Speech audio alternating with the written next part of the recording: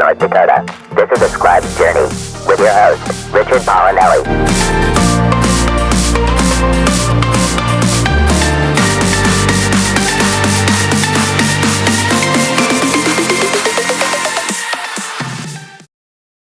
Fortunately for today, we have a very great guest. She's been on my podcast before. We used to be neighbors in eastern Nebraska, and now I'm stuck out here in the wilderness of western Colorado and wishing I was in eastern Nebraska. But let us welcome Tosca Lee to the podcast today. Thank you for coming on today, Tosca. Absolutely. Thank you so much for having me. And I love western Colorado. I'm so envious. Well, it's pretty country, but right now it is so cold. I went to open up the back door to let the dogs go out. They went up to the door, looked out, looked up at me, basically told me to go get stuffed, and then went back to bed. So right. It's a tad cold today here. Like as I said, we've had you on before, and the last time you were on, we were talking about your book, The Line Between, and you have since written a sequel, A Single Light. And why don't you tell us a little bit about those two books? And I'm going to ask you a follow-up question on how it feels to have written a book, and now it almost seems like we're kind of living it. Well, okay. So first of all, about the books, The Line Between and A Single Light kind of take place in our backyards here. So this is the first time I've ever been able to set a book or duology in the Midwest where I live. And so The Line Between actually begins in Iowa and ends up progressing through Nebraska to Colorado. It's the story of a young woman named Winter Roth. She's named after my stepdaughter, Winter. And she grows up in a doomsday cult in Iowa. And it ends up getting kicked out for reasons that we learn about in the story, and is forced to start over in a secular world that she's been taught to regard as evil. And so this is, of course, really awkward and different and new and scary. And around that time, a pandemic has started to ravage the nation and change everyday life in the US, which sounds a little familiar. This did come out in 2019. Both books. But then there is the added complication of the electrical grid going down due to a terrorist attack. So she ends up coming into possession of a set of medical samples that may be pertinent to the search for a vaccine, and ends up on a wild, desperate trip out to Fort Collins, Colorado, to a lab in Fort Collins. So that's the story of The Line Between. A Single Light picks up exactly where The Line Between leaves off. This is not a spoiler because it's in the description, that Winter and her friends have taken refuge in an underground silo, which actually we have precedent for that in western Nebraska. There are such things. And end up spending 6 months down there and emerge to a very changed world. And so that is the story of The Line Between. Yeah. A Single Light. Yeah, A Single Light. Yeah. And it's you mentioned you wrote this in 2019.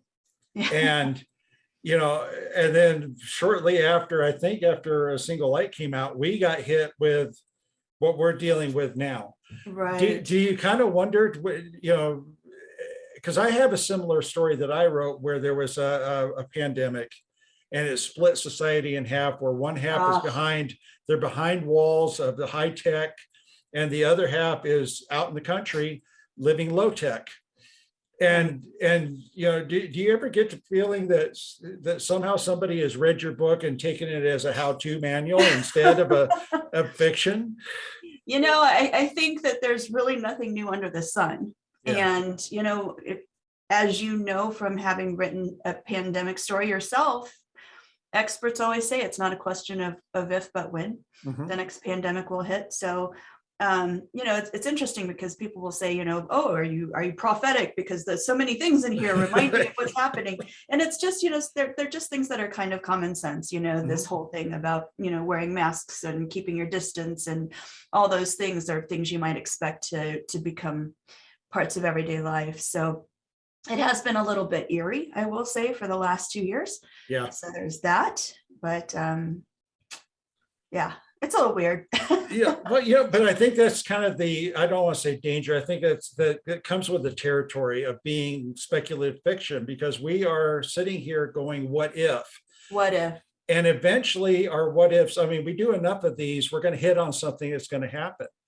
Yeah. But it's still weird to look and see it happening in real time and realize, yeah, I wrote this a year or two before it happened. Yeah. You just, it's odd sometimes. I mean, I wrote a book called Betrayals, and it came out 6 months before the 2016 elections. And people are like, how did you know this was going to happen? Because it plays out very much the same as what we went through.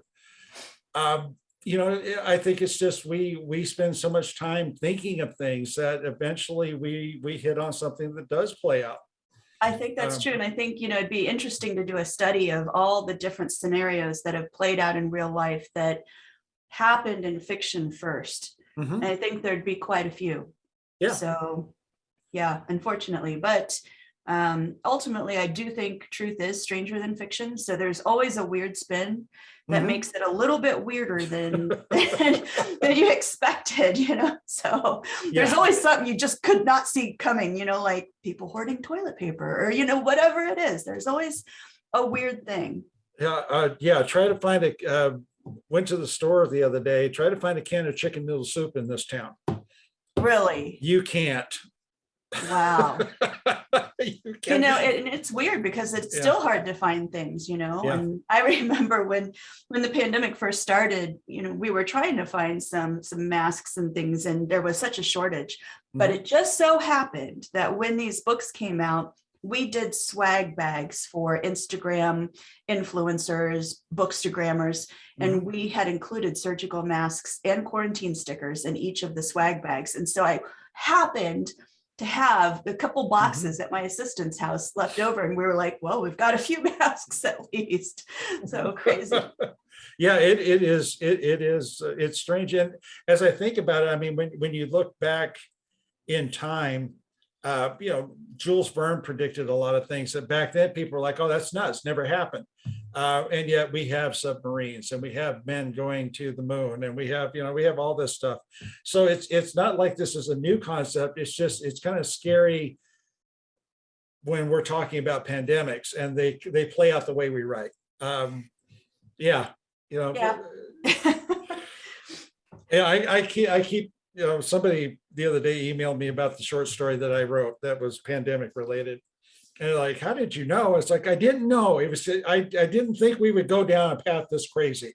It was just supposed to be, it's just supposed to be a story. And I keep joking that I need to write a novel about a novelist who wins the lottery because, there is a small running superstition among some writers I know that, what you put words to, you help create in life. And I'm like, well, then have I got some good stories to put out there? So maybe I'm going about this all wrong. There you go. Maybe I should write about an Italian-American author who wins the lottery.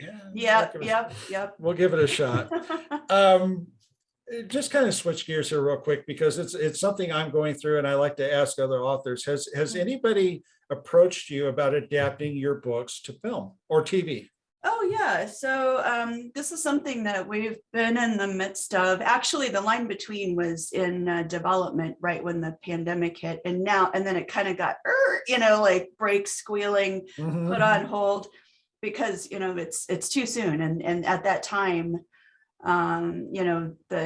as I understand it, the desire is for more like escapist stuff and nothing that is quite so close to home. So that's kind of been shelved. But my story, The Progeny, and the sequel is Firstborn have been in development. So today I actually get to read a pilot script for The Progeny, and it's really fun to watch come to life.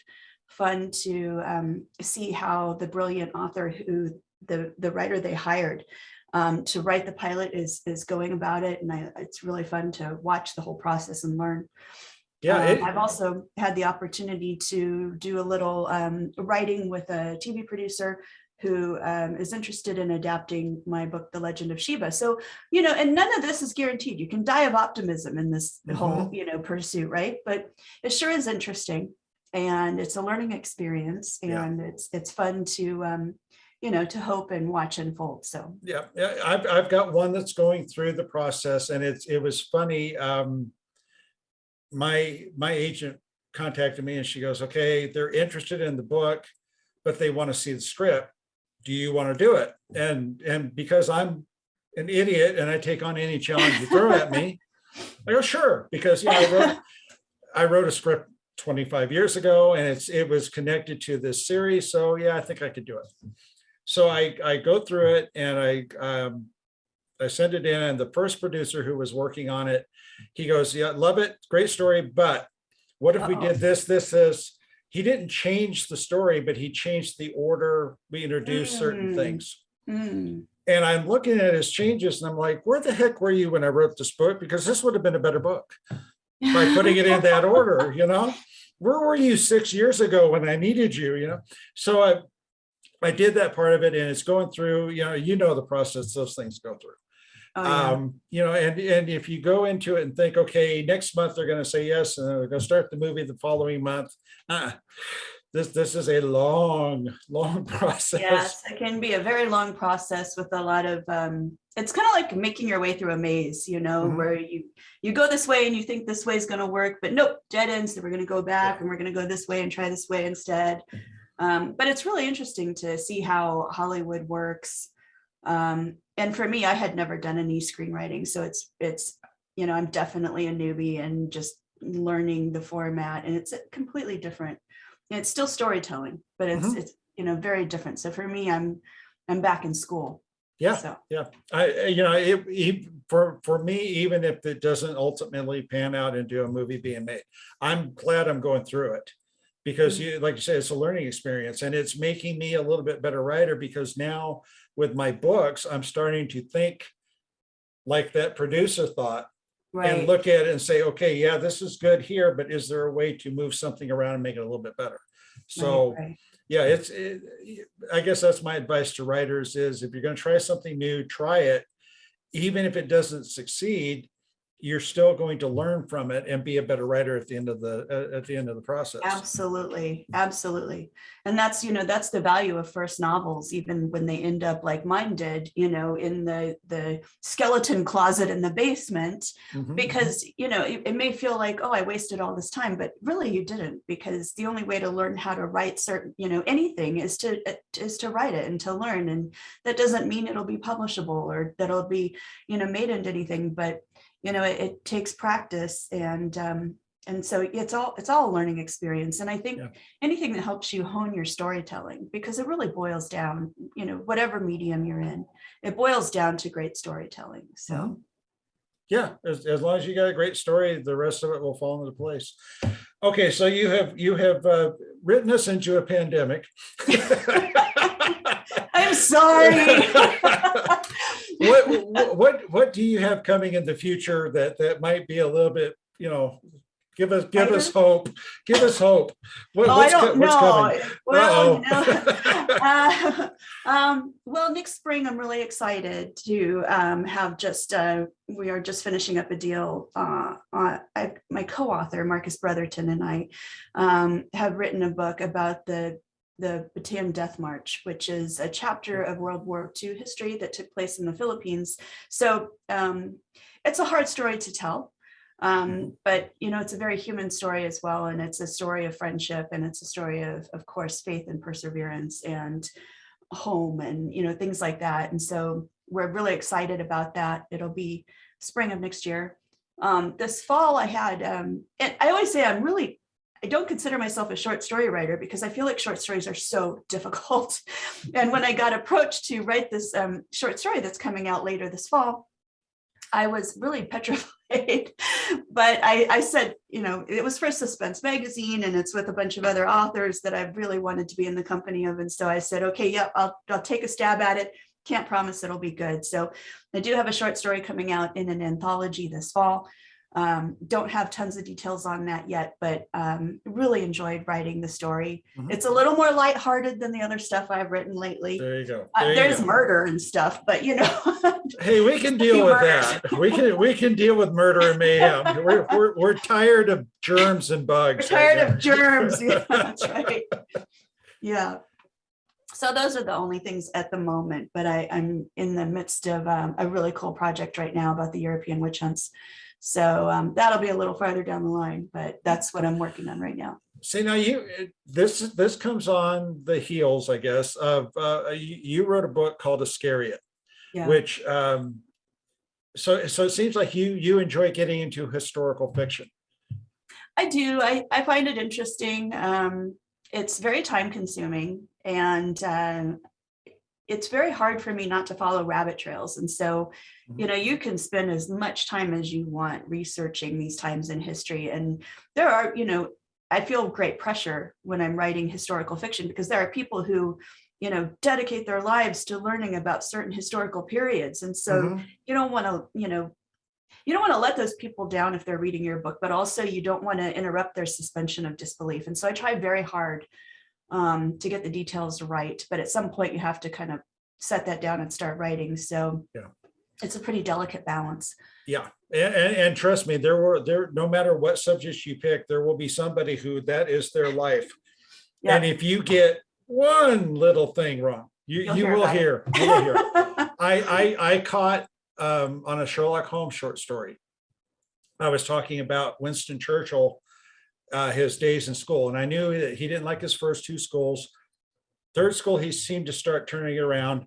But I put the story in his early days at this third school, where it looked like it wasn't going to be so good for him. And Holmes comes to the rescue. That was the basic premise. Right. I found out about the anthology 2 weeks before the deadline. I didn't have a whole lot of time for research. I did what I could. The person who got on to me said, I got the relationship between Churchill and his headmaster at the school wrong, because the headmaster adored Winston Churchill. I'm like, where did you find that? Because I couldn't even find the guy's name. Right.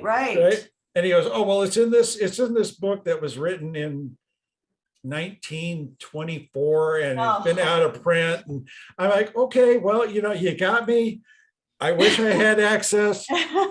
Let's just say this was the first year there, and they were still sorting it out, and afterwards they were great. He goes, okay, I can live with that. I'm like, oh, you know, you do your best. I mean, and I think we all have the best of intentions, and we all, you know, we're not trying to shortchange any part of history, and it's the little gems, the little tiny weird trivia and things that actually I think add extra credibility. Like when there is something small and a little bit weird or strange, and you know, where you buy your credibility in little tiny increments like that. But you know, sometimes, you know, we do our best. Yeah. And you know, I again, I was like, where were you when I was writing this? You could have sent me that book, you know. I could have used it, because I mean, I was looking on Amazon and every search engine, and I had researched some on Churchill, but not that time period of his life. So, you know, you do what you can. You do what you can. You know, somehow amazingly, 25 minutes just flies by around here. I don't know why, but we are coming up to the end of this thing. So why don't you tell us where we can find you online, and how we can go about finding your books? And absolutely. Well, I'm online at toscalee.com, and that's TOSCALEE.com. There's links to my books there, but you can find my books anywhere that books are sold, and you can order them through all the usual places. My calendar's on there, so if you want to come learn with me, my teaching calendar, my appearance calendar, all that stuff is on my website as well. And I'm also on all the social media, so you can always find me and my 160-pound German Shepherd and whatever antics we're up to at the funny farm, I call it. So I'm easy to find. Yep, and she posts, well, I'm no longer on Twitter, and I still haven't found out what I did. No. I went to sign on one day and I no longer existed. So I was like, okay, well, yeah, I get the hint. It's not me, it's you. So there you go. Anyway, but yeah, I know from past experience, you can get some really nice farm photos on Twitter occasionally. There's always something interesting happening here. And Tosca will play. Where in the world is Tosca? I guess the California coastline. You're in Hawaii. Yeah, you know. Oh, that's right. Yeah, Yeah. we went to Hawaii. Yeah, we were in St. Martin briefly, and All right. yeah. Yep. So it's plenty to do if you want to keep up with where That's Tosca Lee right. and what she's up to. Tosca, thanks again for coming on. Oh, of course. I it's amazing how fast these 20 minutes go by, but there we Yes. go. Well, thank you so much for having me. It's been a pleasure to speak with you again. All right. Well, one of these days when the pandemic is over, maybe we can all gather together again in Eastern Nebraska, have lunch or something. Who knows? What a concept. Yeah, that would be nice. All right. Everybody, thanks again for coming on. We are looking to have another show soon. Scheduling has been weird lately. We've got Declan Finn, we've got James Piles lined up. I don't know when, but soon. Just keep an eye on the channel. For now, that's all I got for you. We'll catch you guys next time.